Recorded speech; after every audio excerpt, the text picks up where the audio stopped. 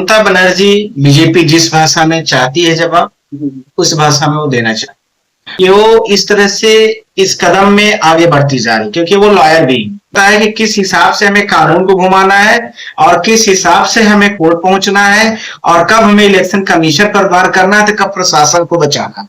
चुनाव हार चुकी है पर जज्बा नहीं आ रहा है, ध्यान रखना। चुनाव हार चुकी है पर कुर्सी अभी नहीं छोड़ी है। तीसरा, चुनाव हार चुकी है पर अभी रिकाउंटिंग का ऑप्शन बचा हुआ। एसआईआर से जो नाम काटे गए थे उसी के मार्जिन के बराबर ममता बनर्जी की सीट फंस रही है। देखिए, ममता बनर्जी बीजेपी जिस भाषा में चाहती है जवाब, उस भाषा में वो देना चाहती है और उसी का परिणाम है कि वो इस तरह से इस कदम में आगे बढ़ती जा रही, क्योंकि वो लॉयर भी और लॉयर को यह पता होता है कि किस हिसाब से हमें कानून को घुमाना है और किस हिसाब से हमें कोर्ट पहुंचना है और कब हमें इलेक्शन कमीशन पर वार करना है तो कब प्रशासन को बचाना। ये सारे उसके आजू बाजू में घूमते रहते, क्योंकि वो कोर्ट की प्रोसीडिंग में बड़ा हैबिचुअल हो चुका होता। चुनाव हार चुकी है पर जज्बा नहीं आ रहा है, ध्यान रखना। चुनाव हार चुकी है पर कुर्सी अभी नहीं छोड़ी है। तीसरा, चुनाव हार चुकी है पर अभी रिकाउंटिंग का ऑप्शन बचा हुआ। और साथ ही साथ में सुप्रीम कोर्ट का वह शब्द भी याद होना चाहिए सबको कि यदि बाय द वे कुछ चीजें गड़बड़ हैं, मान लीजिए कि मार्जिन ऑफ वोट से टोटल एसआईआर में जो वोट पड़ी थी 5 से 7%, कितनी 27 लाख या 28 लाख, कितनी है 28 लाख के आसपास में एसआईआर से जो नाम काटे गए थे उसी के मार्जिन के बराबर ममता बनर्जी की सीट फंस रही है। मेरी बात समझ में आ गई होगी। नियर बाय द 100 सीटें ऐसी है जिनका 5000 से कम मार्जिन है। आप सब लोग समझने की कोशिश करिए, 5000 से क्या है, कम मार्जिन है। और 5000 से कम मार्जिन है और कितनी सीटें हैं आप बताइए, 100 सीट के आसपास की बात हम लोग कर रहे हैं। तो 100 से 5000 का गुणा कर दीजिए, आप देख लीजिए कितना आ रहा है। अब उसके बाद सुप्रीम कोर्ट ऑफ इंडिया का जो जस्टिस जयमाला वैक्सी का जो स्टेटमेंट है उसको भी मैं कोट कर दूंगा, आपको मैं दे भी दूंगा, उस कॉपी को मैं आपको दे भी दूंगा, आप लोग भी चलाना उसके साथ। मैंने बोला था कि 5 to 7%। दूसरा जो गैप है टोटल, मान लीजिए हमारे पार्टी का दूसरी पार्टी का जो गैप है चुनाव जीतने का और हारने का, उससे ज्यादा यदि एसआईआर में कुछ है तो वह भी एक विषय है। Point number 2 very important, election commission of India ने जब वो सीसीटीवी पूरे कोर्ट सुप्रीम कोर्ट के डायरेक्शन पर हुआ था कि सीसीटीवी आपको देना है, तो क्या कारण है कि 24 घंटे नहीं 48 घंटे नहीं तीसरा दिन चल रहा है और आज दिनांक तक क्यों पब्लिश नहीं की, जबकि पब्लिक डॉक्यूमेंट है, पब्लिक डॉक्यूमेंट्स में उसको पब्लिश करना चाहिए।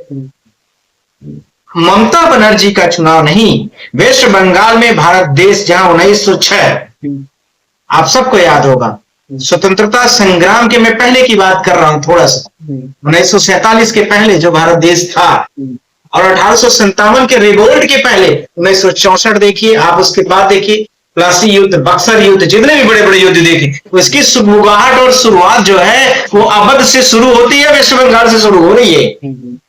यह भी ध्यान रखने की आवश्यकता है। इसलिए ममता बनर्जी ने अमित शाह को नहीं, उन्होंने इलेक्शन कमीशन ऑफ इंडिया को, उन्होंने पूरी प्रोसीडिंग को, और उन्होंने जिस प्रकार से अभी करंट में जो हमारे भारत देश के होम मिनिस्टर हैं, होम मिनिस्टर ने जिस प्रकार से सीआरपीएफ वहां पर लगाई है और उसके साथ में जिस प्रकार से गन बैटल्स और जितने भी चीजें होती हैं, बड़ी बड़ी तुपक जो आपने बॉर्डरों में देखा होगा, भारत पाकिस्तान के बॉर्डर में लगी होगी, भारत चाइना के बॉर्डर में हो सकता है लगी, बांग्लादेश के भी बॉर्डर में लगी हो, वह लगाई है। तो उससे आप क्या सोच रहे हैं, आप चुनाव जीतने गए हो कि भारत देश में मतलब क्या हिंसा करने का उद्देश्य है, या फिर भारत देश में क्या आप फैलाना चाहते हो, अराजकता, या आपने जो चुनाव के समय पर वादा किया था मैं भारत देश में गुंडों से छीन के आपको एक स्वच्छ प्रशासन दूंगा। जिस दिन आपने चुनाव जीता है उसके बाद से का वीडियो आप लोग तिवारी जी सब लोग इसमें टैग करना, दिखाना पूरे देश को किस प्रकार से बीजेपी जीतने के बाद इनके वर्करों ने, वर्कर तो मैं नहीं कह सकता, वर्कर तो बहुत पोलाइट होता है और अपने एजेंडों को साफ तरीके से रखता है, पूरी गुंडागर्दी के साथ में, गुंडागर्दी में नहीं पूरा ऑफेंसिव तरीके से पूरा क्राइम करके लोगों का घर जला रहे हैं, आग लगा रहे हैं। वो किसके पैसे से बना है, अमित शाह के पैसे से बना है या फिर बीजेपी के पैसे से बना है? हमारे और आपके जो इनकम टैक्स भरते हैं लोग उनके पैसे से बना है। जो 5 रुपए वाली चीजें मार्केट में बिकती हैं 50 रुपए लिया जा रहा है उससे बनता है। जो गैस सिलेंडर, जो पेट्रोल के दाम और कीमत आज से 10 दिन 15 दिन पहले, और उसको सीधा उठा करके आप सीधा मल्टीपल टाइम आप बढ़ा देते हैं, उससे बन रहा है। जो 10 रुपए वाला या 20 रुपए का पर लीटर दूध था, जिसको आज 70 रुपए 80 रुपए पर लीटर बिका जा रहा है, उससे बनता है। उससे प्राइवेट कंपनियां इसको बड़ी बड़ी जो भी पॉलिटिकल का होगी, इनको चंदा देता, उससे बनता है। ये जनता के खून पसीने के कमाई के पैसे हैं, जिनको बीजेपी ने जीता। और उसको इस तरीके से, क्या आपको हर्षोल्लास है तो कोई बात नहीं है, हर्षोल्लास को बताने के बहुत तरीके हो सकते हैं ना। यही कि किसी के जाओगे तो घर आग लगा दोगे, वैसे ही समझने की जरूरत है। जैसे हम लोग बहुत सारे लोगों को, क्राइम में कोई फंसा हुआ व्यक्ति है और उसको छुड़ाया, अब जेल से बाहर रिहा करा दिया है, अब वो खुशी की मारा कि आज से तो हमारा पूरा एक्विटल हो गया, मैटर केस हमारा खत्म हो गया, तो हम सामने वाले को जाके टारगेट करेंगे। ये क्राइम नहीं हुआ तो क्या हुआ है, आप सब लोग बताइए। और वहां सीआरपी खड़ी है, सीआरपीएफ के पूरे जवान खड़े, पुलिस खड़ी है, और उसके बाद लोगों के साथ ये दर्दनाक हादसा हो रहा है। शर्म का विषय पूरे देश के लिए, पूरी दुनिया के लिए, पूरे विश्व के परिप्रेक्ष्य में। यह भारत देश नहीं है, यह भारत देश हिंसा में उगलता हुआ, बीजेपी जहां जहां नहीं आई है, वहां वहां इस तरह से चीजों को लागू कर और अपने गुंडों का धौंस दिखा रही है। आप दिल्ली में देखिए, जेएनयू में कितने बच्चे ऐसे, आप सब लोग जानते हैं, पिछले 2 साल पहले का मैटर उठा के देखिए।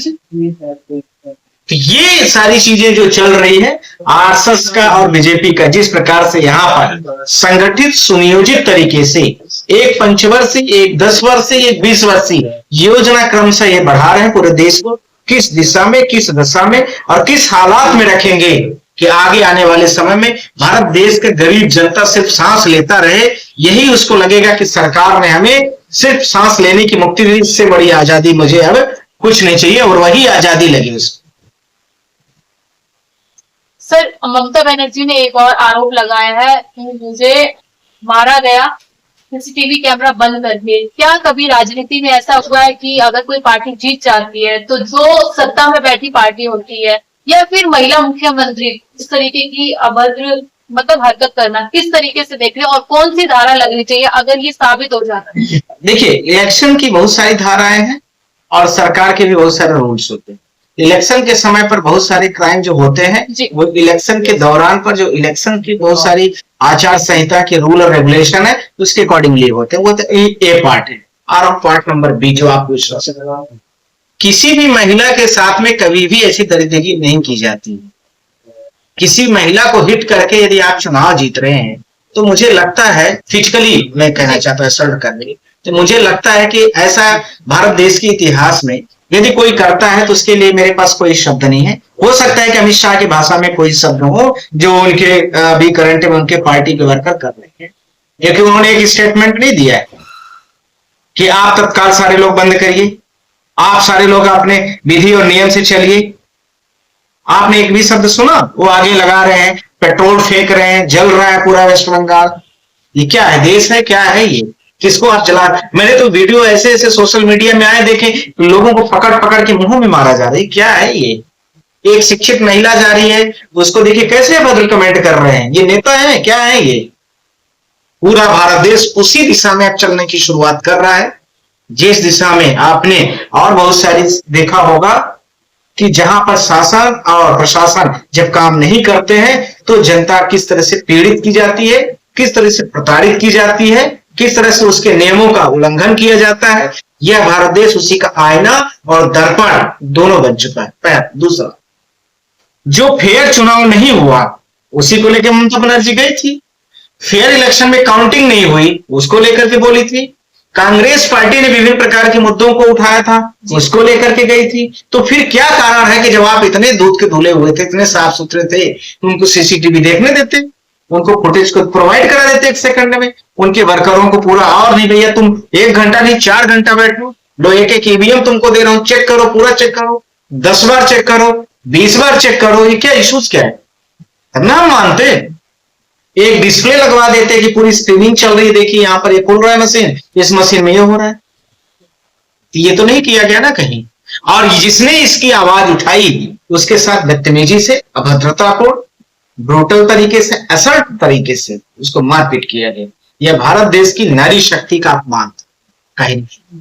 कानूनी तरीके से भी किसी को फिजिकल असल्ट करना है, किसी को मारना है, विभिन्न प्रकार की धाराएं आईपीसी की भी है, पर इलेक्शन कमीशन के दौरान पर ये सब चीजें की जा रही हैं, तो यह इलेक्शन से बहुत सारी चीजें इलेक्शन की भी कंट्रोल है। सवाल इससे भी खतरनाक यह है कि वहां पर पूरी देखिए वेस्ट बंगाल में फोर्स खड़ी है और एक वही द्रौपदी का चीरहरण हो रहा है।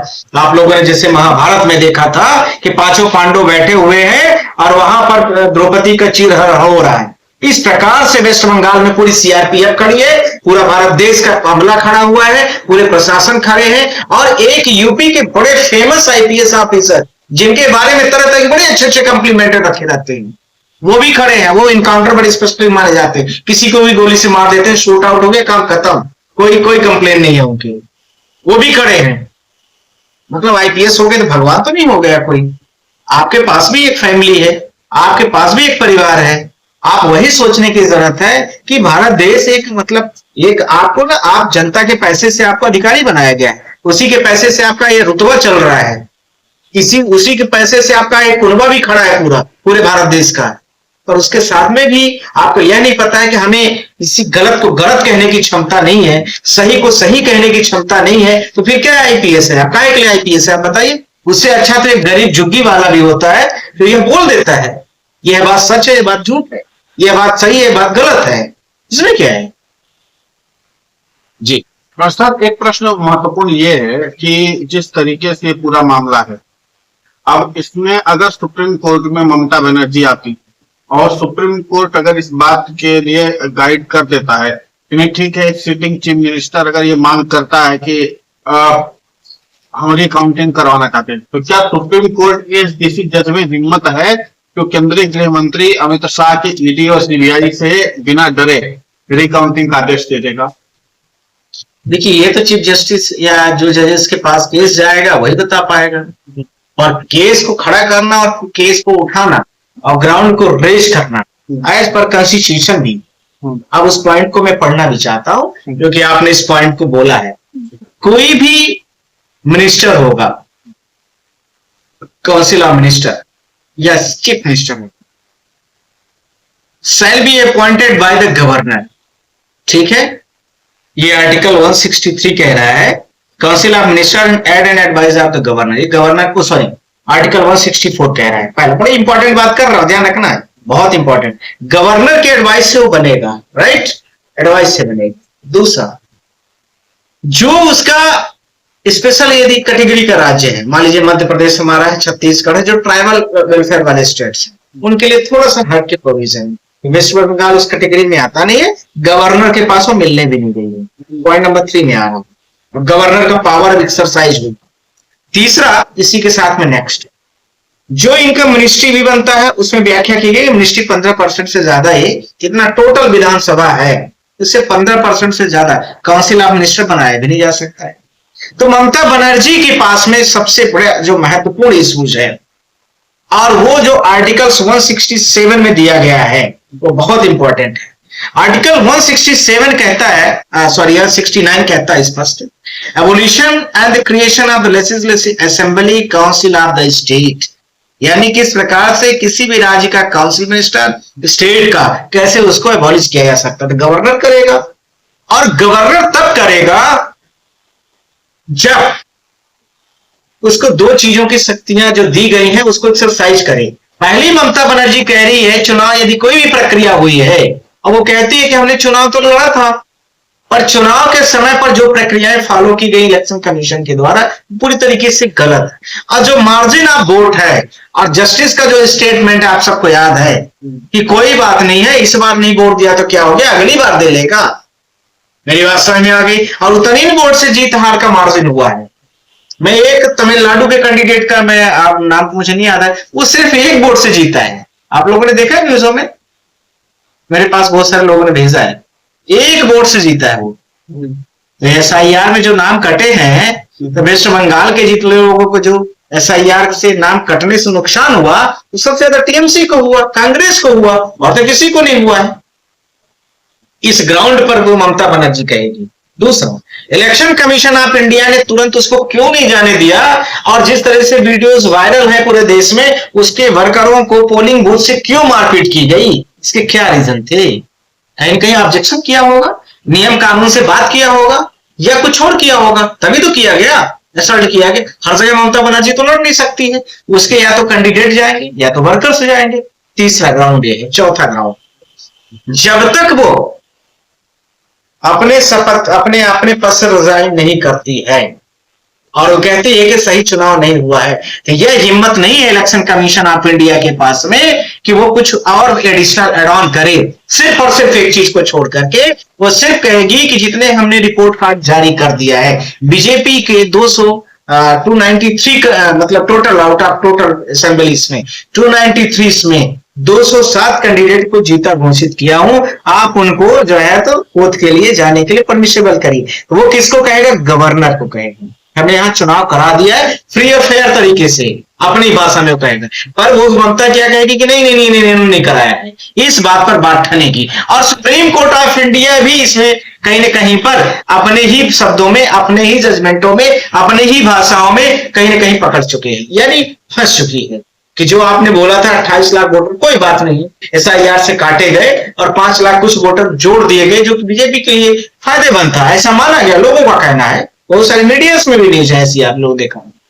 तो फिर फंसेगा कौन इसमें?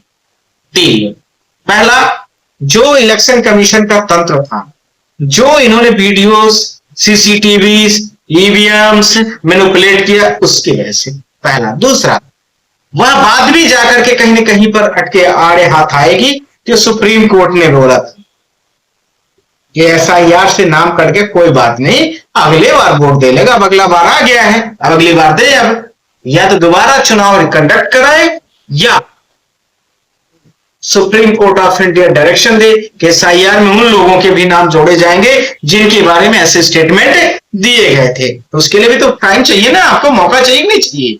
तो उसके टाइम के लिए आपको क्या चाहिए? फिर वही 25 लाख लोग, 28 लाख वोटर्स जिनके बारे में यह था कि सारे डॉक्यूमेंट्स अवेलेबल है, पासपोर्ट भी है, ये भी है, सब कुछ है, फिर भी नाम काटा गया। तो वह सिटीजन राइट्स का वायलेशन हो रहा है कहीं। यह भी चीजें आएंगी इन आधारों पर जो मैं आपसे कहना चाहता था। अब इस पॉइंट पर आ रहा हूं। आर्टिकल्स जो मैंने आपसे बोला 169 के बारे में जो मैं आपसे पढ़ रहा था, कैसे किसी को एबॉलिश किया जाता है। इसमें स्पष्ट तरीके लिखा गया है ये so abolition of the legislative council of the state having such council or for the creation of the such council in the state having no such council है। तो नो सच काउंसिल माने मतलब वो यथावत नहीं मानी जा रही है, ये कह रहा है आर्टिकल्स। पर इसके साथ में जो पॉइंट्स फंस रहे हैं उसकी बात करना चाहता।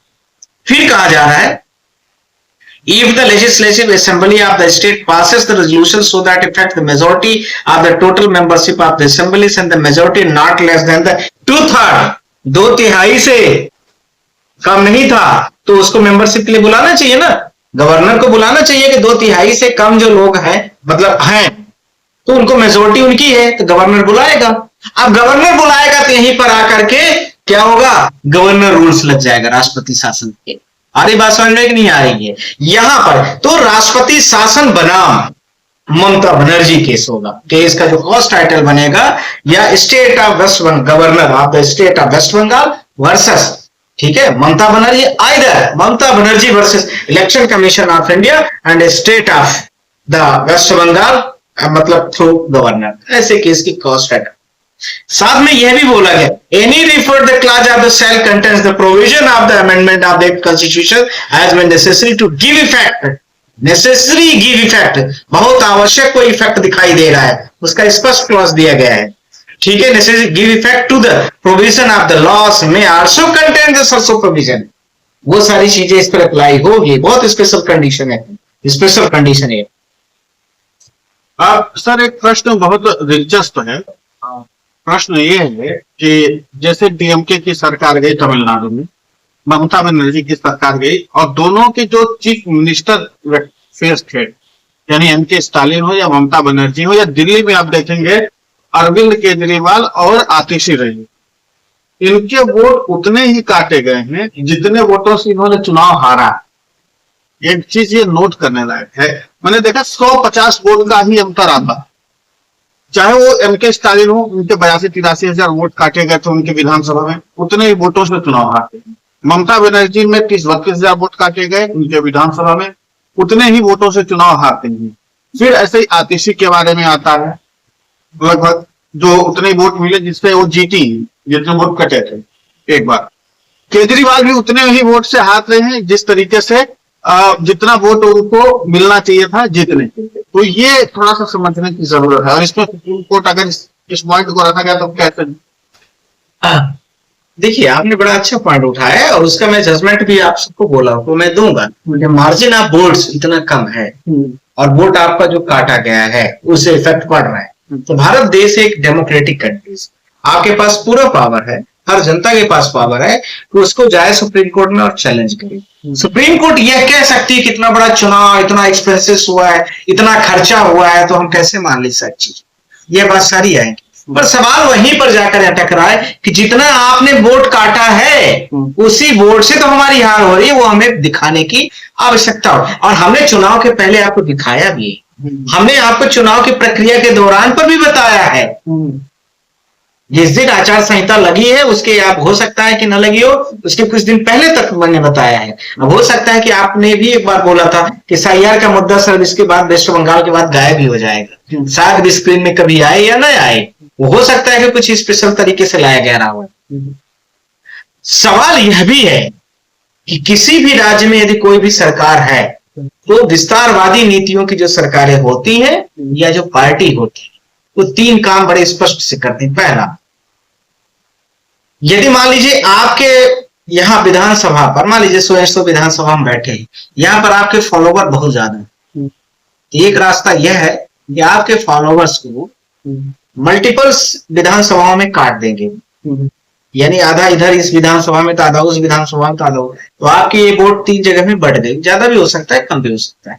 पहला, या आपकी विधानसभा यही है मुझे निश्चित रूप से पता है, तो आपकी ये पूरे सपोर्टर जितने ये आपके फॉलोवर्स हैं जिताने वाले, उनको दूसरी विधानसभा में कर दे, आपका इधर कर दिए। जो आपको नहीं फॉलो करते तो आगे जुडिक्शन टाइटल बढ़ा दिया। पहले। दूसरा, जो लोगों के वोटर लिस्ट में नाम है और वो ये जानते हैं कि ये वोटर लिस्ट में आप ही के हो, तो SIR ला देंगे या नया परसीमन ला देंगे या कुछ और नए तरीके से जनगणना या ये वो शिफ्टेड वोट दिखा दे। तो उसके लिए एक कॉमन बड़ा शब्द आ गया, शिफ्टेड वोट। जैसे आप तिवारी जी रीवा के हैं, आपका वोटर लिस्ट में वही नाम है रीवा जिला में, ठीक है, हम भी हो गए रीवा जिला के, हमारा वोटर लिस्ट में ऑन। अब कोई हमको यहाँ दिल्ली का दिखा दे शिफ्टेड में, मेरी बात समझ में आ रही है? मेरी ये एग्जाम्पल है, और हमने कहीं अपना नाम जोड़ाया नहीं रीवा के अलावा, हमें कोई जरूरत ही नहीं। यह बात भी समझ में आ गई होगी आपको। दूसरा, इस तरीके से भी शिफ्टेड वोट करके कर सकते हो। तीसरा, इसी के साथ में तीसरा, कोई भी व्यक्ति हो, इलेक्शन कमीशन ऑफ इंडिया इस तरीके से भी कई बार करती है कि ईवीएम में जैसे बहुत स्लो कर दिया, प्रोसेस बहुत स्लो कर दिया, रिकाउंटिंग काउंटिंग बहुत स्लो कर दिया, तब तक में और दूसरी विपक्ष वाली पार्टी को थोड़ा बीच में आगे भी बढ़ा दिया, जैसा कि लोग बताते हैं, है ना, या वो बढ़ता भी होगा। और धीरे धीरे जब देख लिया कि बहुत बढ़ रहा है तो उसके प्रोसेस को स्लो कर दिया, रात के 10 बजे तक में रिजल्ट आएगा, तब तक में वो आदमी थका हारा हुआ रहेगा। और उसके बाद उसके जो काउंटिंग एजेंट होते हैं, पोलिंग वाले, उसका विस्तार से यदि कुछ देखना है आपको, क्या उनके साथ कर दिया जाए कि पोलिंग छोड़ छोड़ के भाग जाए, वेस्ट बंगाल की वीडियो सब लगा के दिखा दीजिए पूरे देश की जनता को, समझ में आ जाएगा कैसे कैसे एजेंटों को पीटा जा रहा है, कैसे कैसे एजेंटों को मार के भगाया जा रहा है, आपको भी पता चल जाएगा। यह भी होता है। ये जो 4-5 माध्यम है, और भी बहुत सारे माध्यम है जो गोपनीय भी होते हैं उनकी, जैसे दिल्ली से बहुत सारे वोटर्स को बुलाया गया, बिहार से बहुत सारे वेस्ट बंगाल भेजे गए, स्पेशल ट्रेन चलाई गई, हमारे ऑफिस में जो महिला काम करती है वो भी गई है। मैंने उससे पूछा कि तुम्हारा टिकट किसने दिया है, बोला भैया नहीं पता है, नहीं पता है। और उसका टिकट यहाँ से बुक करके ट्रेन में गई, उसको नहीं पता है। मेरी बात समझ में आ रही होगी मैंने क्या बोला आपसे, है ना? तो क्या इलेक्शन कमीशन की आंखें बंद है क्या इन सब चीजों में? आप बताइए ना, क्या इलेक्शन कमीशन नदारत है पूरे देश के लिए?